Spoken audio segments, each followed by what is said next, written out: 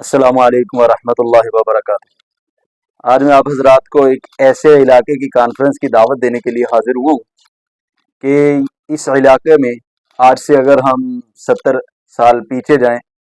या 50 साल 60 साल पीछे जाएं तो इस इलाके में कादियानियों की एक कुव्वत थी, कादियानियों की एक ताकत थी पूरे ज़िले में, बल्कि अगर कहा जाए कि पूरे डिवीज़न फैसलाबाद में इस इलाके को कादियानियों का एक मजबूत किला समझा जाता था। लेकिन अल्हम्दुलिल्लाह मेरे अकाबिर की मेहनत, मेरे अजदाद की मेहनत, मेरे बुजुर्गों की मेहनत कि उन्होंने मेहनत की, उन्होंने कोशिश की और आज अल्हम्दुलिल्लाह कादियानियों के चंद घर बच चुके हैं जो कि सर उठाकर जीने की ताकत भी नहीं रखते। अल्हम्दुलिल्लाह उलमा की मेहनत से, बुजुर्गों की मेहनत से ये कादियानी मगलूब हो चुके हैं और अल्हम्दुलिल्लाह इस इलाके में अरसा 24 साल से एक सालाना अजीमुशान तहफ़्फ़ुज़ ख़त्म नबूवत कॉन्फ्रेंस मुनक़िद होती आ रही है, जिसमें मुल्क भर से जय्यद उलमा इकराम हर साल तशरीफ लाते हैं। इस साल भी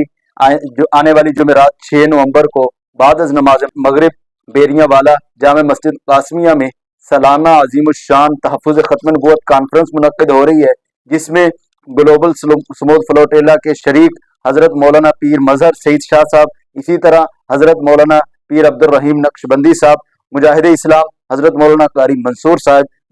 हज़रत मौलाना